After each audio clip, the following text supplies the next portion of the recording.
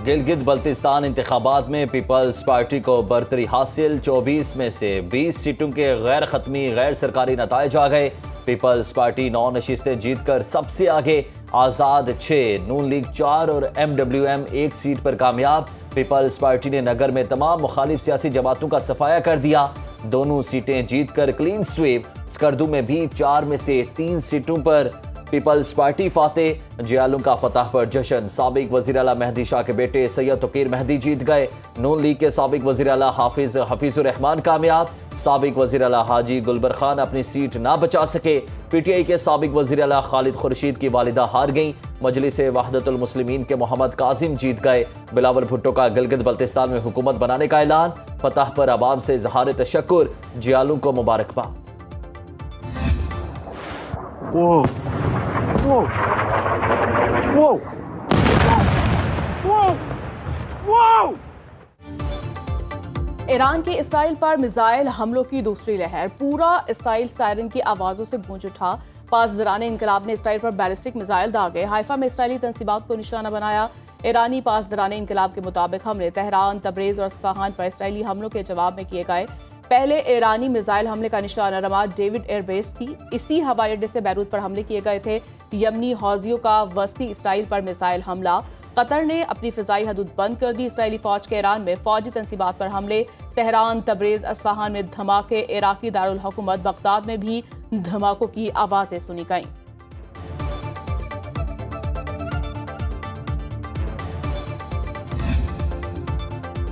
Iran पर Israeli हमलों में इराक और आज़रबाईजान की फ़ज़ाई हदूद इस्तेमाल की गई।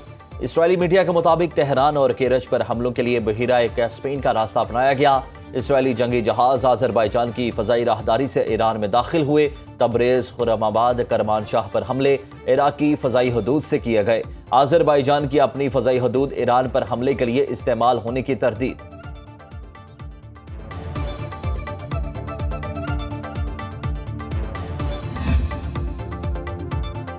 लेबनान पर जाहिरियत बर्दाश्त न करने के ऐलान के बाद हमलावरों को भरपूर जवाब दिया। ईरानी सुप्रीम लीडर के मुशीर मोहसिन रज़ाई कहते हैं कार्रवाई जारहा कुव्वतों की शरपसंदी रोकने के लिए वाज़ेह वार्निंग है। दुश्मन की किसी भी नई हरकत का जवाब पहले से कहीं ज्यादा तबाहकुन होगा। ईरानी पासदराने इनकलाब का कहना इसराइल लेबनान पर हमले रोक दे वरना नताइज मजीद तबाहकुन होंगे। जाहिरियत दोहराई गई तो जवाब मजीद वसी होगा। खत्ते में अमरीकी और इसराइली हदाफ को निशाना बनाया जाएगा। जंगबंदी की कबूलियत इस शर्त पर थी तमाम महाजों पर सीज फायर हो। अमरीका और इसराइल ने अपने वादों पर अमल नहीं किया।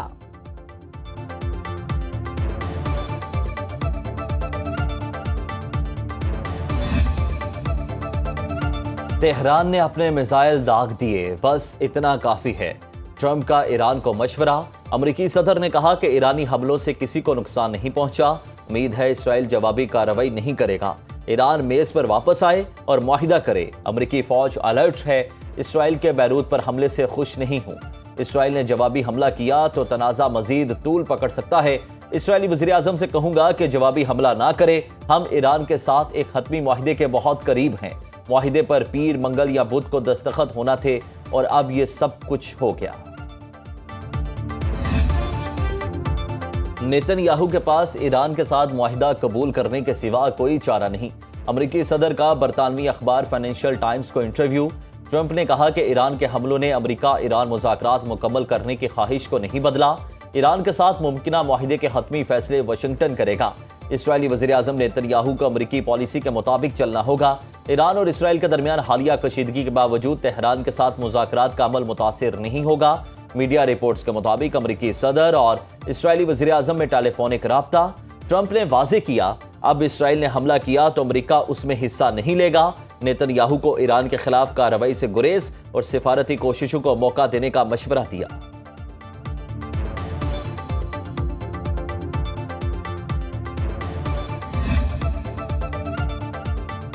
मुंजमद असासे खलीजी इत्तेहादियों को देने की खबरों पर ईरान का रद्द अमल सामने आ गया। ईरान के नायब वज़ीर ख़ारजा कासिम गरीबाबादी ने कहा इलाकाई हुकूमतें मुआवजे का मुतालबा करने की पोजीशन में नहीं। मुंजमद ईरानी असासे अमरीका का जंगी सामान है, न उसके इत्तेहादियों के लिए कोई फंड। गैर मुल्की खबर एजेंसी ने ज़राए से दावा किया था अमरीका ईरान के मुंजमद असासे खलीजी इत्तेहादियों को फराहम करेगा।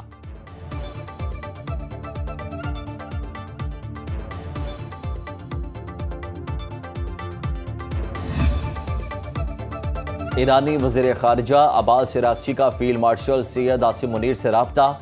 इसराइल के खिलाफ ईरान के रद्द-ए-अमल और ख़ित्ते की ताज़ा तरीन सूरत हाल पर बातचीत।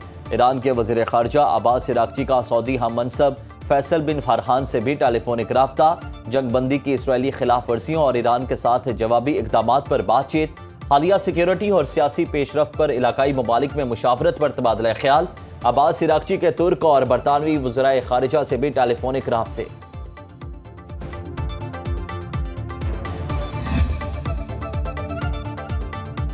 आलमी मंडी में खाम तेल 3% से जायद महंगा। ब्रेंट क्रूड ऑयल की कीमत $96.09 फी बैरल हो गई। WTI का एक बैरल $93.35 का हो गया। गोल्ड मार्केट में सोना $4,319 फी ऑन्स फरोख्त। एशियाई स्टॉक मार्केट्स में मंदी का रुझान। पाकिस्तान स्टॉक मार्केट में 1913 पॉइंट्स की कमी। 100 इंडेक्स में 1,68,565 की सतह पर ट्रेडिंग।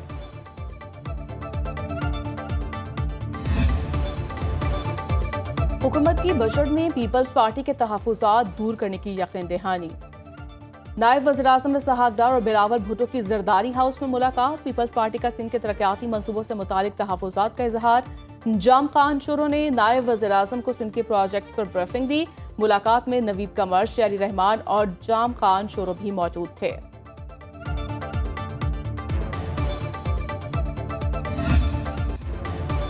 तनख्वाहदार तबके के लिए टैक्स स्लैब में कमी की तजवीज़। वफाकी हुकूमत को टैक्स के नफाज और रिलीफ इकदामात पर IMF की मंजूरी का इंतजार।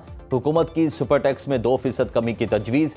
बरामद कुनिंदगान पर 1% एडवांस इनकम टैक्स के खात्मे की सिफारिश। प्रॉपर्टी सेक्टर के लिए बड़े रिलीफ की तजवीज़।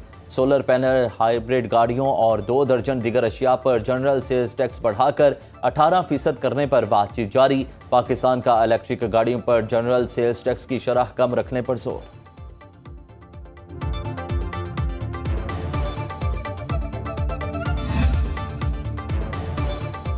FPR का टैक्स हदफ 15,264 अरब रुपए मुकर्रर करने पर गौर।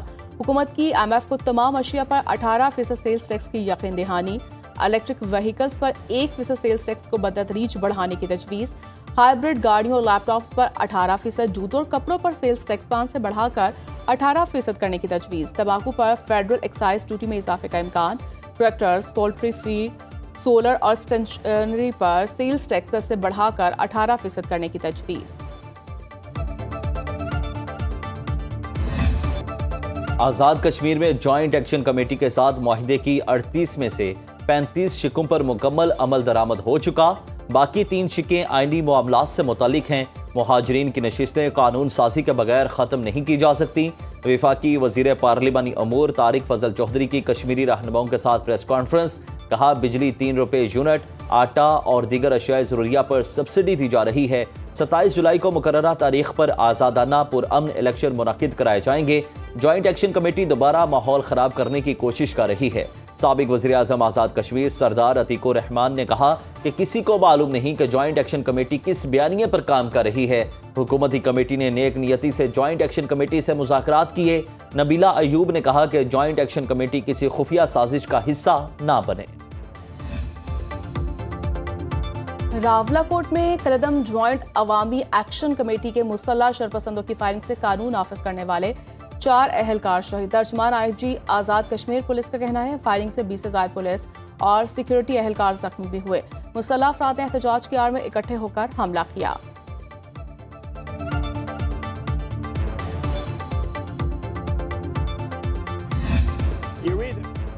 और मुल्क के बेशतर इलाकों में हीट वेव बरकरार। महकमा मौसमियात के मुताबिक दर्जा हरारत 4 से 6 डिग्री मामूल से ज्यादा रहेगा। कराची में आज दर्जा हरारत 36 से 38 डिग्री सेंटीग्रेड के दरमियान रहने का इम्कान।